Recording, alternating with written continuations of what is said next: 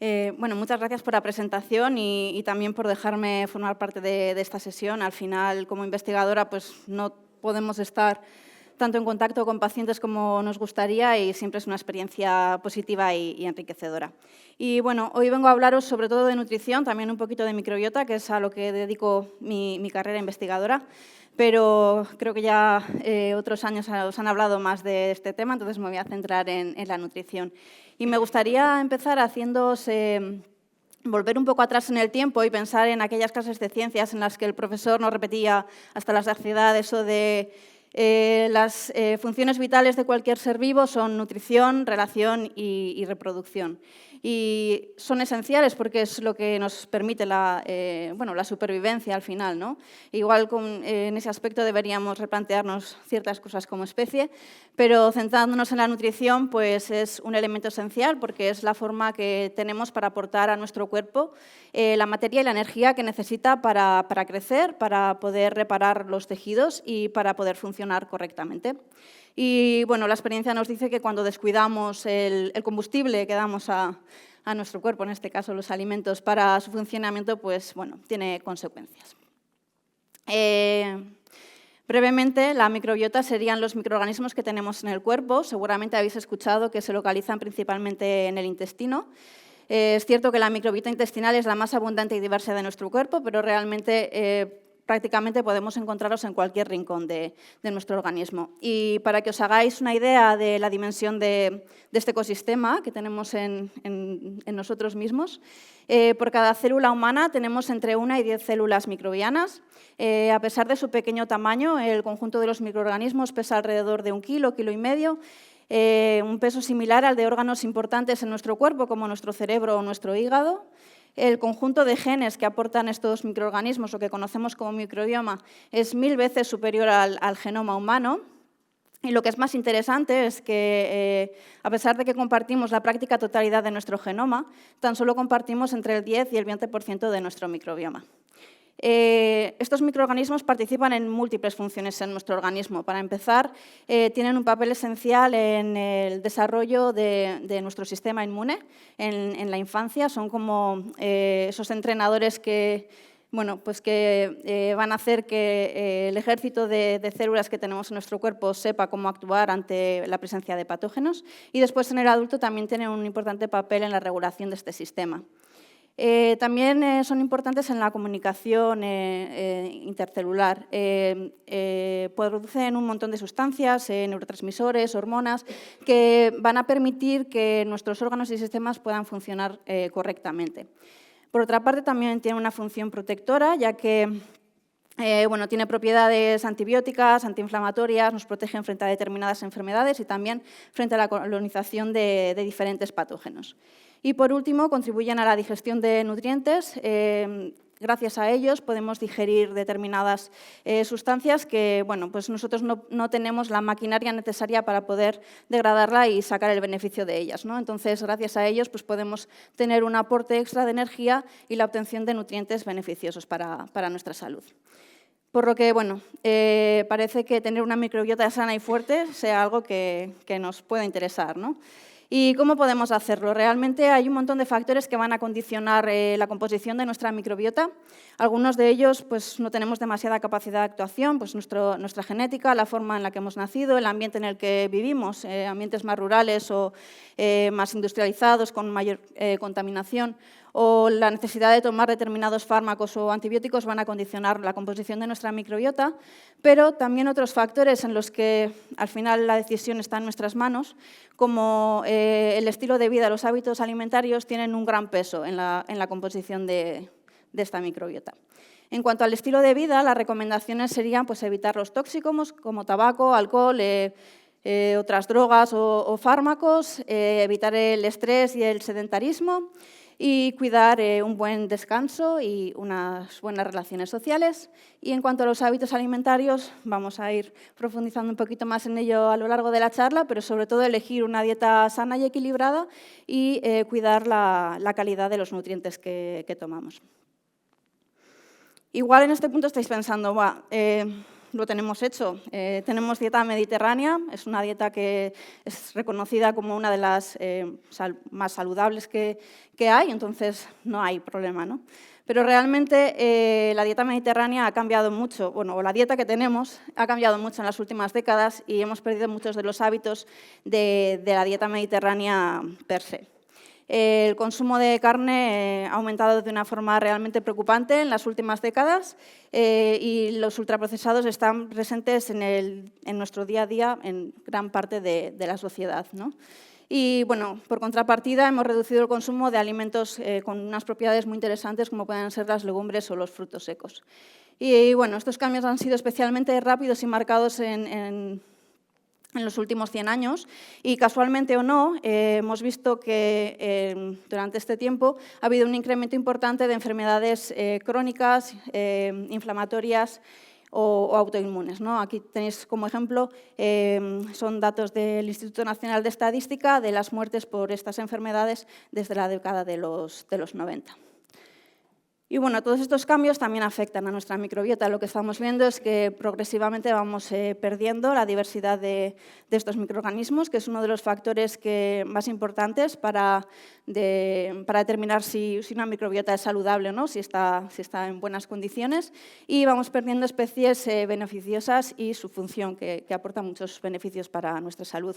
No me voy a meter en hablar de estos microorganismos, que seguramente sonará todo muy raro, pero, bueno, lo que quería es que quedase clara la idea de que, bueno, nos estamos cargando este ecosistema que somos nosotros al final.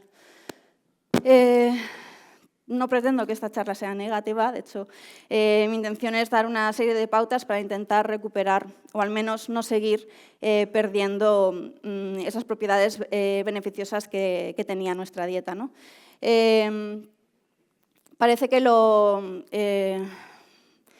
lo que podríamos esperar es que, bueno, sabiendo que la dieta mediterránea es una de las dietas que más se ha relacionado con salud, que sabemos que protege frente al sufrimiento de bastantes patologías, sobre todo se ha estudiado en relación a enfermedades cardiovasculares, pero también en cuanto a enfermedades crónicas, hay bastantes estudios que dicen que, bueno, puede ser buena para prevenir o retardar la presencia de enfermedades neurodegenerativas y sabemos que también es buena para la microbiota, pues una buena postura podría ser intentar retomar esos hábitos que estamos perdiendo, ¿no?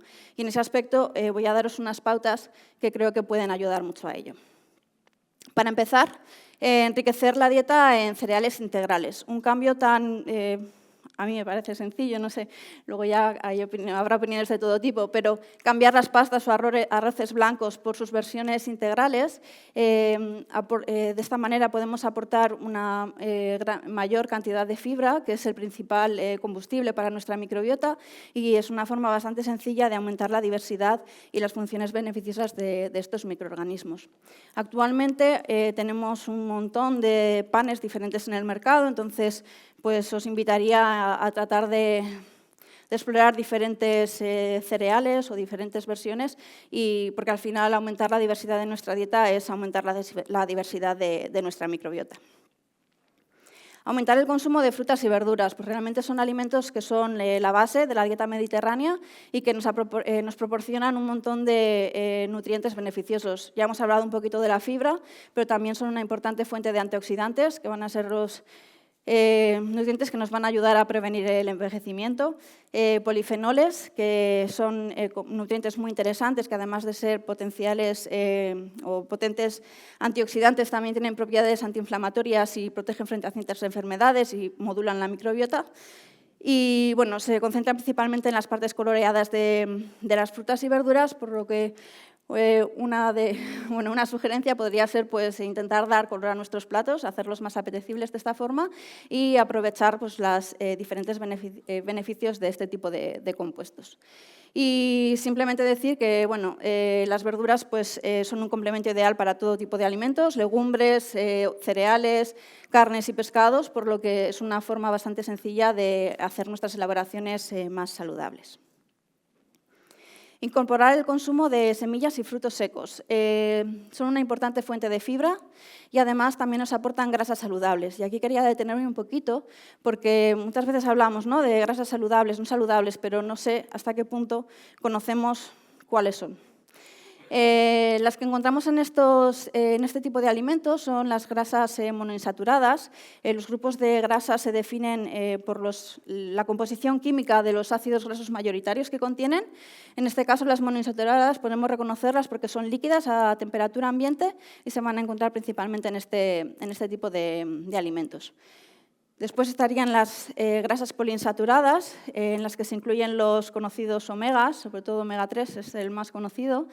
El omega 3 está principalmente en el pescado azul, son grasas muy importantes para el crecimiento y el buen funcionamiento cerebral.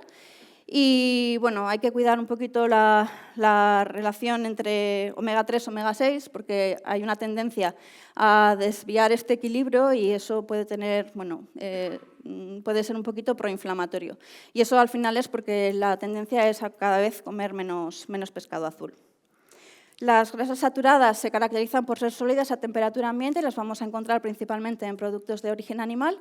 Y luego están las grasas trans o hidrogenadas que se producen industrialmente y que se utilizan bastante, sobre todo en alimentos ultraprocesados, porque aportan mucha textura, texturas interesantes y sabor. Emplear técnicas culinarias saludables. Bueno, pues se comenta bastante, ¿no? Pues intentar evitar las frituras y las brasas, porque vamos a disminuir la calidad de nuestra dieta con este tipo de elaboraciones.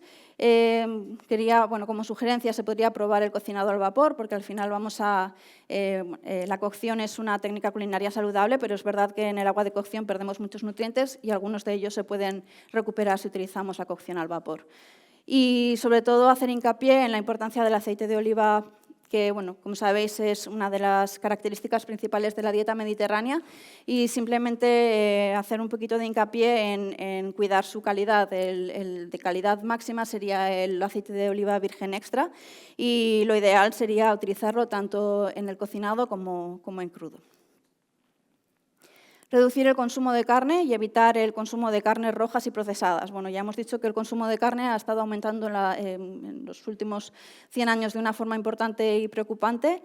Entonces, la recomendación sería tratar de cambiar algunas de las raciones de carne que comemos en la semana por alternativas saludables, como podrían ser las legumbres, pescado o el huevo. Aquí os pongo una tablita con la clasificación de las carnes. Las carnes rojas sé que son muy características, sobre todo de esta zona del país, pero tanto carne roja como procesada se han asociado a un mayor riesgo de enfermedades como algunos tipos de cáncer, entonces la recomendación es evitarlas, o a lo mejor, visto de una forma un poquito más positiva, pues reservarlas para ocasiones especiales. En este aspecto me parece que también hay que valorar, sobre todo en la población infantil, pues que hay muchas alternativas saludables a las carnes procesadas para las meriendas, ¿no? Siempre la fruta es una buena alternativa, pero si no, pues ahora mismo, si buceas un poquito por internet, pues encuentras un montón de opciones para hacer patés vegetales, combinados o no con frutos secos, que pues son alternativas saludables a los embutidos. Aumentar el consumo de legumbres. La dieta mediterránea tradicional recomienda 3 raciones de legumbres a la semana. Son un buen sustituto a las proteínas de origen animal, como ya hemos comentado anteriormente. Son alimentos interesantes porque proporcionan muchos nutrientes interesantes, además de la fibra, la proteína de calidad, también aportan bastantes vitaminas y minerales y tienen propiedades antioxidantes. Es cierto también que tienen cierto potencial inflamatorio, pero puede reducirse bastante con unas técnicas culinarias adecuadas. Evitar el consumo de azúcar. Realmente es uno de los cambios que hemos observado en nuestra dieta como sociedad que más nos preocupa a los nutricionistas, sobre todo porque ya hemos comentado que el consumo de ultraprocesados es cada vez más frecuente y son alimentos que tienen cantidades importantes de azúcar. Una forma fácil de reducirlo sería evitar los ultraprocesados, que ya me he cansado de decirlo, y las bebidas azucaradas. Simplemente quitando esto, muchos de nosotros, o a lo mejor no quitarlo, pero reducirlo, vamos a reducir de una forma importante el consumo de azúcar. La fruta madura o desecada siempre es una buena alternativa para los azúcares, y en este aspecto también puntualizar que, pues que los postres lácteos y cereales de desayuno están cargados en azúcares y, pues de cara a que los más jóvenes adopten desde el principio unos buenos hábitos alimentarios saludables desde el inicio, pues, y no sea después más difícil incorporar este tipo de cambios, pues es importante a tener en cuenta. Reducir el consumo de sal. La sal, como sabéis, es relacionado con hipertensión y con otro tipo de enfermedades, mayor riesgo de ictus, infartos y algunos tipos de cáncer. Entonces, una vez más, si reducimos los ultraprocesados, que son bastante ricos en sales, vamos a conseguir disminuir un poquito su consumo. Y después, como sugerencia, pues se pueden incorporar otros potenciadores del sabor, como especias o hierbas aromáticas, que nos van a ayudar a reducirlo. Además, este tipo de sustancias pues tienen algunas propiedades positivas, como antioxidantes, antiinflamatorias o antimicrobianas.